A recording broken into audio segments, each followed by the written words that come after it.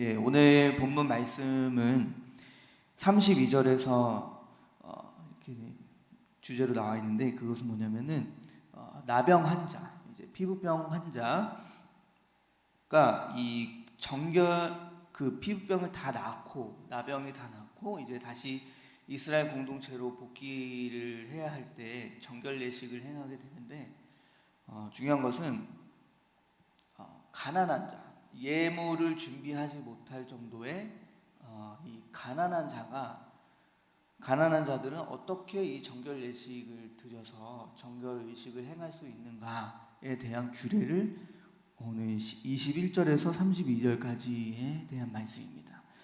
그래서 14장 전체가 이제 피부병, 14장 이제 1절에서 32절이 이제 피부병, 나병 환자에 대한 정결 예식에 대한 내용이 나와 있는데, 21절부터 32절까지는 특별하게 따로 이제 하나님께서 구별하셔서 가난한 자들, 이들을 위한 특별한 어떤 규례를 정하여 주셨다는 것을 우리가 알 수 있습니다.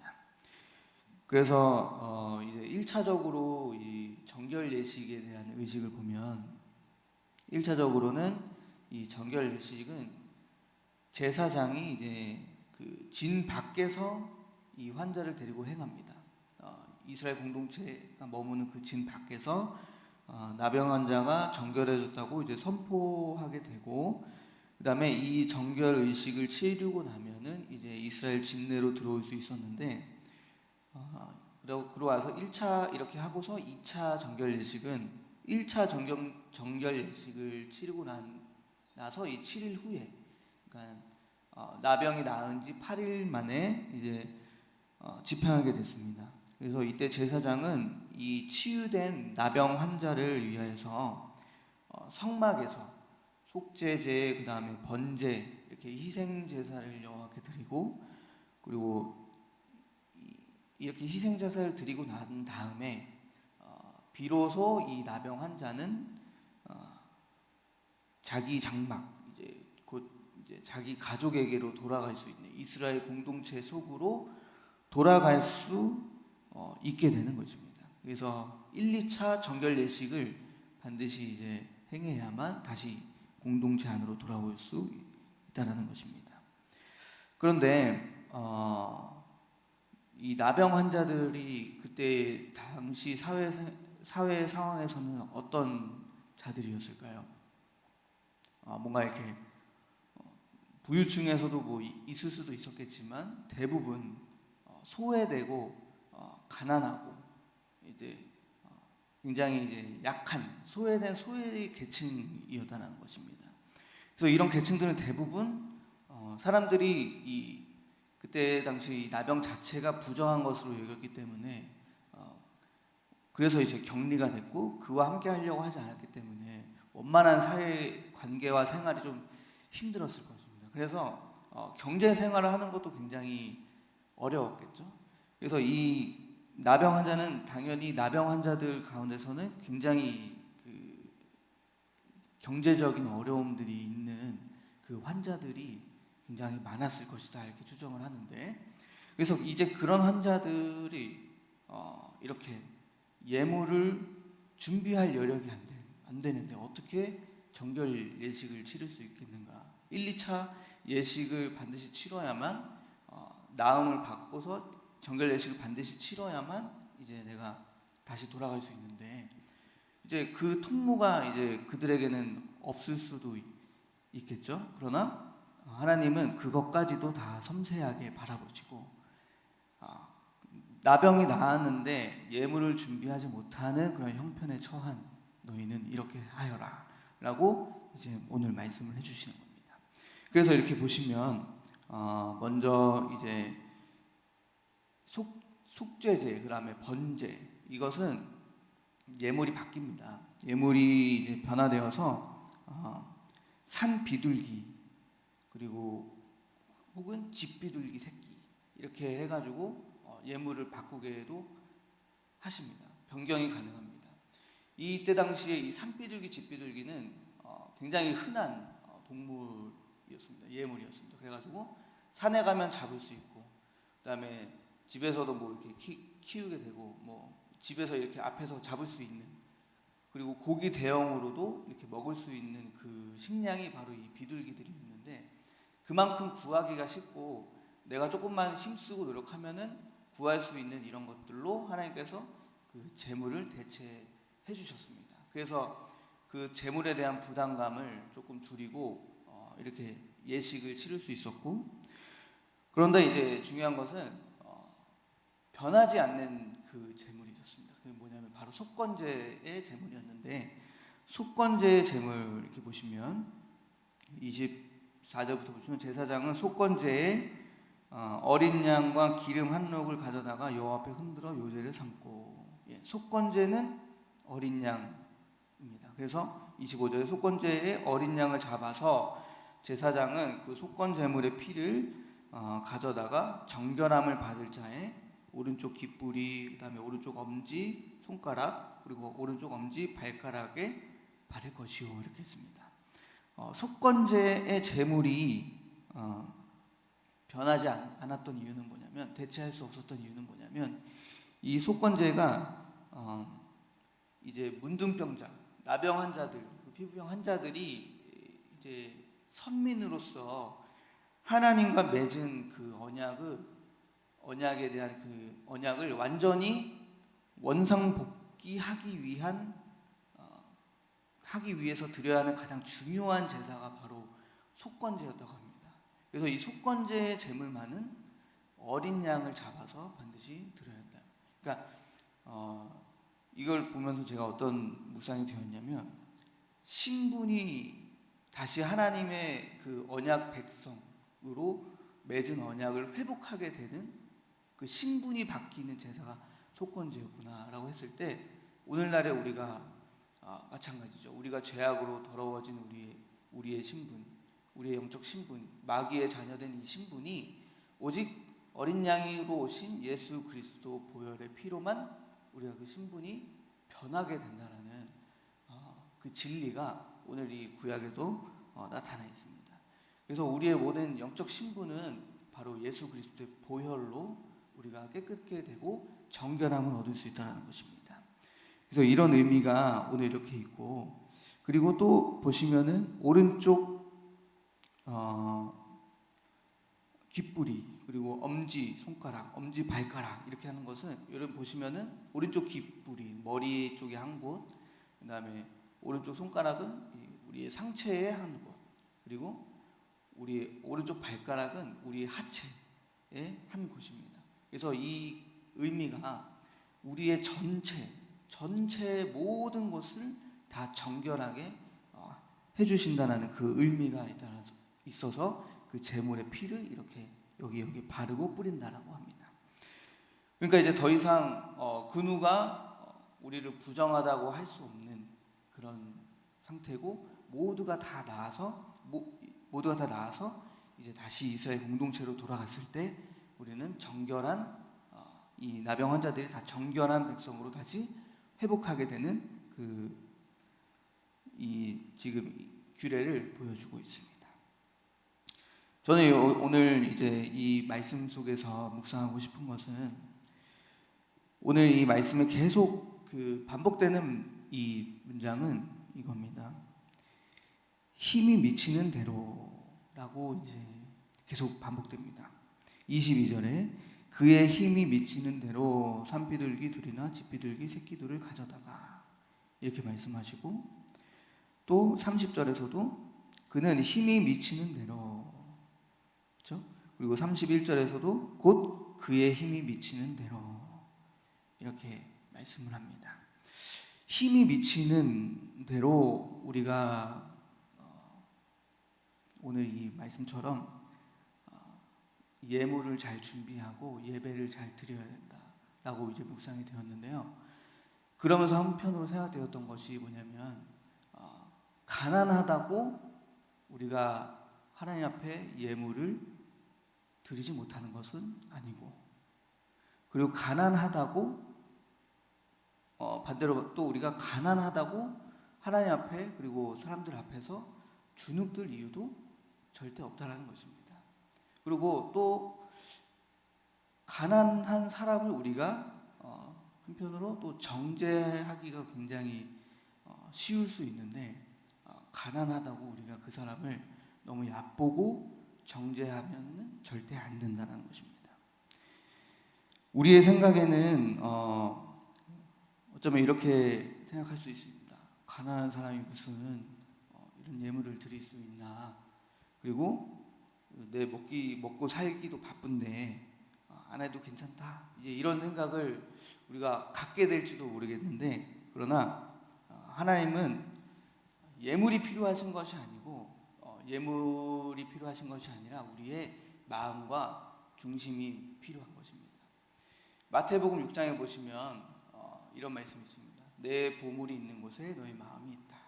이렇게 말씀하시면서 한 사람이 두 주인을 섬길 수가 없다 하면서 하나님과 재물의 그 주인 의식을 놓고서 이제 예수님께서 비유를 설명하십니다.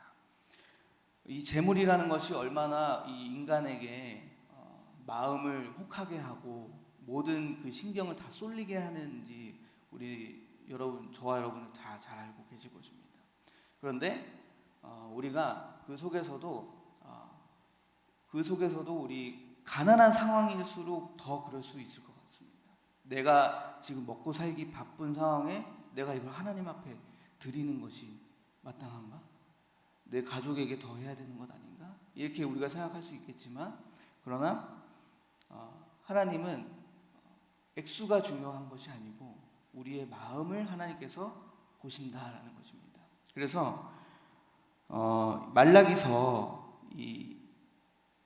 보시면 말라기서 3장에 보시면 이제 내용이 나옵니다. 말라기서 3장 8절에 사람이 어찌 하나님의 것을 도둑질하겠느냐?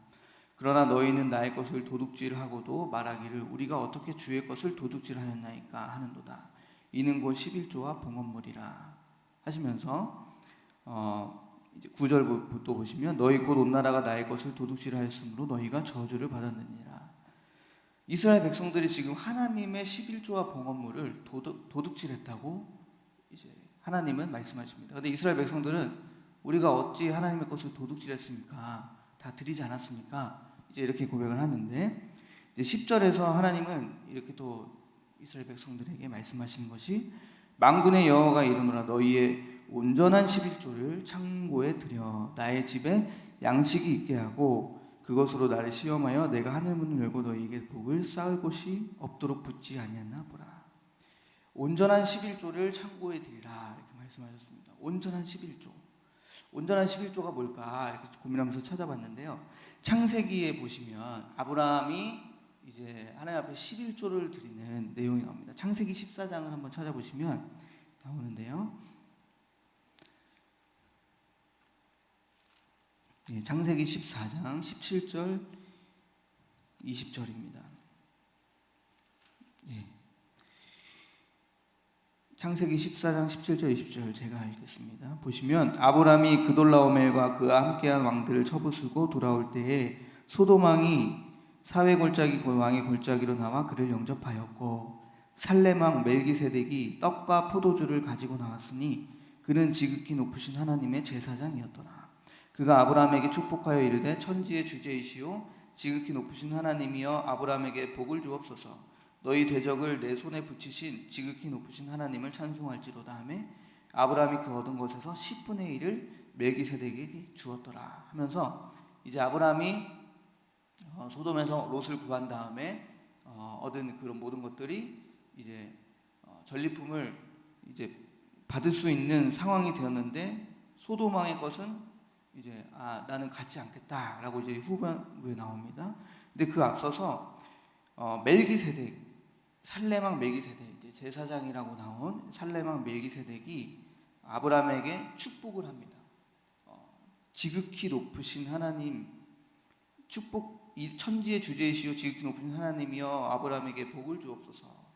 그리고 너희 대적을 내 손에 붙이신 지극히 높으신 하나님을 찬송할지로다 하며 이렇게 축복을 하니까 아브라함이 자기가 얻은 것에서 10분의 1을 떼어서 하나님 앞에 멜기세덱에게 이제 주게 되었습니다. 이제 이것이 11조의 기원이 되었는데 이것은 온전한 11조는 바로 이렇게 나의 모든 것, 내 모든 물질이 하나님께로부터 왔다라는 신앙 고백과 함께 하나님을 찬송하는 것입니다. 그래서 이 찬송하면서 드려야 하는 이 11조인데 말라기서에서 부제가 되었던 것이 바로 이것입니다. 하나님을 찬송함이 없었고 그 다음에 신앙 고백이 없이 자신들이 이렇게 하나님 앞에 드림으로써 이익을 얻을 수 있다라는 생각에 하나님 앞에 이렇게 11조와 봉헌을 했는데 하나님은 그것을 받지 않겠다. 너는 나의 것을 도적질했다. 이렇게 평가를 하십니다. 그러니 우리가 가난하다고 해서 하나님 앞에 마땅히 드릴 것을 드리지 못하는 것이 바로 우리의 죄입니다. 저도 이 신학 공부를 한창 대학교 학부 시절에 했을 때 너무 헌금하는 게 가끔씩 이제 손이 떨리기도 하고 막 그랬던 적이 있습니다. 그런데 하나님은 그 시간표 속에서 이 물질을 하나님 앞에 드리는 훈련을 계속 시켜줬습니다. 이 물질을 드리고 적은 액수지만 신앙 고백을 통해 하나님 앞에 드렸던 그 물질이 드려졌을 때 다시 하나님께서 진짜 30배, 60배, 100배의 그 결실을 저에게 다시 축복으로 보상으로 주셨던 그 체험들이 있습니다. 그러니까 우리의 삶 속에서 액수가 적던 크던 하나님 앞에 이 예물을 준비하고 또 예배를 드리는 그 마음은 우리가 늘 언제 하나님을 사랑해서 이 사랑의 반응으로 우리가 이렇게 준비하고 해야 한다는 것입니다. 그런데 우리가 마치 이렇게 해야만 내가 하나님 앞에 복을 받을 것처럼 여기는 그런 물질은 하나님께서 받지 않으신다. 하나님은 우리의 마음과 중심을 보고 계신다는 것입니다. 그래서 우리가 힘이 미치는 대로 드리는 이 제사, 이것은 가난한 자들에게 어떻게 보면은 한 줄기 희망입니다. 이 당시에 나병 환자들에게 병이 있었던 자들에게는 이것이 이 규례가 하나님께서 오늘 주셨던 이 규례가 한 줄기 희망의 규례였던 것입니다. 이 규례를 붙잡고 하나님께 나아가서 가난해도 그래도 이렇게 하나님 앞에 내가 나음을 얻고 회복의 역사가 일어난다는 그 사실 자체가 그들에게는 은혜가 됐을 것입니다. 그리고 오늘날 살아가는 저와 여러분도 마찬가지로 뭔가 하나님 앞에 진심 어린 마음과 중심으로 드려지는 그 예배와 또 모든 예물들이 이 시간 하나님 앞에 온전히 상달되어질 때 온전하게 하나님께서 그 역사하시는 그 회복의 역사가 저와 여러분들에게 있기를 소망합니다. 그래서 정결한 삶은 오늘 이 속에서 볼 때 정결한 것은 뭐냐면 오늘 속건제의 비밀인데 어린 양을 잡아서 어린 양의 피를 뿌렸다, 피를 발랐다라는 것. 이 속건제를 이 안에 있는 속건제의 그 규례 속에서 우리는 또 오직 그리스도 보혈, 그리스도의 복음이 아니고서는 우리의 신분이 변화될 수 없다는 사실을 우리가 한 가지 깨닫게 되고, 그리고 그 신분 속에서 우리가 하나님 앞에 예물과 또 예배를 드려질 때 우리의 마음과 진정성 어린 그 예물 중심을 하나님께서 원하시고 계시다라는 사실을 저와 여러분이 반드시 기억하는 시간 되기를 소망합니다.